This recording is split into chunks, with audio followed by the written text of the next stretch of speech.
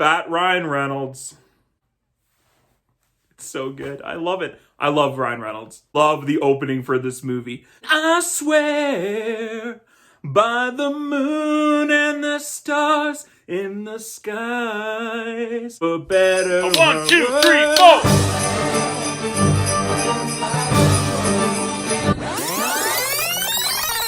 4. Worst two combination of words, just friends. Hey everyone, Merry Christmas. Hopefully you're having a great day. Welcome back to Mr. Teach Film Preach. And today we are going to continue through the list of the 12 days of Christmas watch films. Can't wait to talk about numero 7 today. For my 7th choice of best Christmas movies to watch around Christmas time is Just Friends. This was directed by Roger Kumble, came out in 2005. It stars Ryan Reynolds and Amy Smart. Chris Brander, ladies and gentlemen. A guy named Chris Brander who was a little bit of a geek and not so well liked back in high school. And he decides to change his life around. He loses a bunch of weight, becomes very successful in the music industry. He moves to LA. He changes his life around and becomes sort of a player and pretty conceited and really into himself and very self-absorbed kind of person. Very different from how he was, very fun and uplifting and sweet and positive as he was in high school. But because at this party that he tries to confess his love to his best friend, Jamie Palomino, at the party at the end of the year of graduating high school, and it just doesn't quite go to plan. I love you, Chris. Like a brother. We're friends, right? Oh my God! So this film is really about him getting stuck back in his hometown with a crazy artist named Samantha James, played hilariously by Anna Faris, is stuck in his hometown for the Christmas holidays, and there he reconnects with his ex-best friend who he hasn't seen for 10 years. And so he kind of hatches a plan to get revenge on her for kind of toying with his emotions in high school and messing him up. Oh, my lights went out. Huh.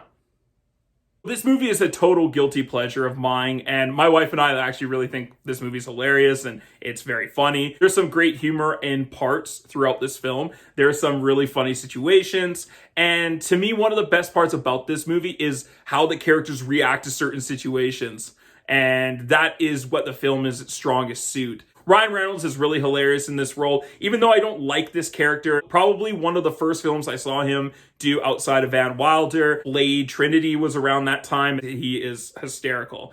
As well as Amy Smart does a great job. What happened to Amy Smart? What is she doing now? Yeah, I should look that up later. This and Rat Race and The Butterfly Effect. Yeah, she's good. Chris Klein, actually from American Pie, is pretty funny in this film. Probably his best role he's ever done. This is for sure one of Anna Faris's best roles. She's great in Scary Movie and, The House Bunny, and she's awesome in What's Your Number. But to me, this is actually one of my favorite roles that she's ever done. This, Smiley Face, and Scary Movie are the top 3 for me for her. She is perfect for this movie. She's supposed to be this annoying artist that's really crazy and narcissistic and just a crazy person. She pulls this part off so well. And she's really funny. Her reactions, when she's in the recording booth, cut!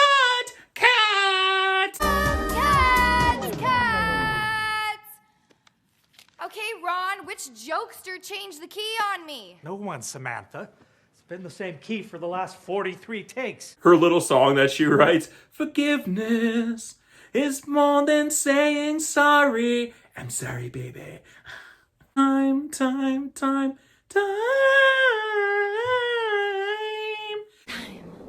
So, what do you think? I mean, my God.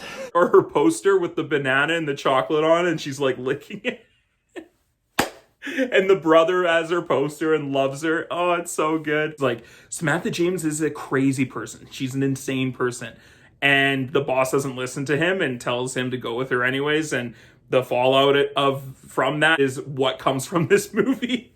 Oh, the big speech. I'm sorry, I'm not the most boring person ever in the world. I give her hats off for this performance. She is one of the best parts about this film. Love the brother, Christopher Marquette. He is hysterical in this film. He is so good as the brother of Chris Brandon. Their relationship is so awesome. It's one of the best parts of this film. They're so cute. This playful, looks like they hate each other, but secretly, you know, they're brothers. It's just being brotherly love. And it reminds me of my brother and I growing up and how we would act around each other. We'd slap each other in the face while we were having conversations. We get into these little fights and stuff, but ultimately at the end of the day, we love each other and we're always there for each other. And I love that scene where they're both at Christmas and they're like, stare at each other for a second. Then Ryan Reynolds, I love you. I love you. It's just really cute. One of my favorite reactions ever in the last 20 years of film is Mikey sticking his head out the window of the car and shouting, "The jig is up! The jig is up! You son of a bitch! Samantha, you're here! Shit! They're little bickering back and forth and, taunting each other on the phone. I love that relationship with the brother. Mom in this movie is really hysterical too. Be yourself, be yourself, be yourself. Her reaction when she opens the door and she sees Chris standing there, she's so excited and then she starts to cry.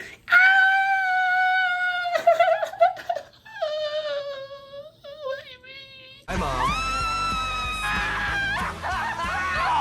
My mom reacted exactly how that mom reacts. Ow! 80% of the time it's on par. It's really well done. It's very funny. It's very situational comedy. They get into a whole bunch of trouble. Hockey rink fight with a bunch of kids. He gets hit in the face with a puck. He just gets banged up a lot in this movie. And rightfully so. He's a pretty terrible character. Neither is Jamie Palomino, and I'll get into both that in a second. Then he gets into a fight with Dusty Dinkelman in front of a bunch of kids at Christmas time during a Christmas concert. Burns down the Palomino's Christmas decorations and house and gets into a fight with Samantha James in front of a bunch of people. So the situations are really funny and the back and forth between the characters are great. Where sometimes the humor is not so great. There is a lot of homophobic slurs in this film. More than I know this movie came out in 2005, but more than even usual in the films coming out at that time. I don't condone that. And the way that they use it so frequently and so often in this movie kind of drags that humor down. It's not very cool. It never really has been. It isn't. It's kind of, it dates this movie. It doesn't just happen a couple of times. It's every 10, 15 minutes, these homophobic slurs are being thrown in the script and just kind of sad because that was what they thought was cool then. And I'm pretty sure this film was shot in Saskatchewan, but it was trying to pass it off as New Jersey. And there's a lot of times where I'm watching the film this looks more like prairies, Saskatchewan, Manitoba than it does New Jersey and Trenton, New Jersey. There's some plot points in this movie that don't make sense. The film feels very rushed to get to its ending. It kind of runs out of comedic steam in the last 15 minutes where he goes from in New Jersey, he's in LA, then back to New Jersey, the next scene, and he's there and here, and he's trying to go this place, and there's 30 different locations he goes to so quickly at the end of this film, and it feels very muddled at the end. It kind of loses its footing in telling its story, and that's where I think this film kind of falls down a little bit. Amy Smart and Ryan Reynolds' characters are terrible people and kind of deserve each other in the end because, they're both pretty shallow in a lot of different ways. And just the way that they treat each other and themselves. Not the best characters to look up to, that's for sure. I think Ryan Reynolds and Amy Smart have a good chemistry in this film. They have a good friendship and a nice relationship that develops a bit, and really great on-screen chemistry is there, and that definitely shows. They're both good actors, even when their characters aren't very likable, but still they do a great job. The people at the party are the worst people in the world. They're all run, fatty, run.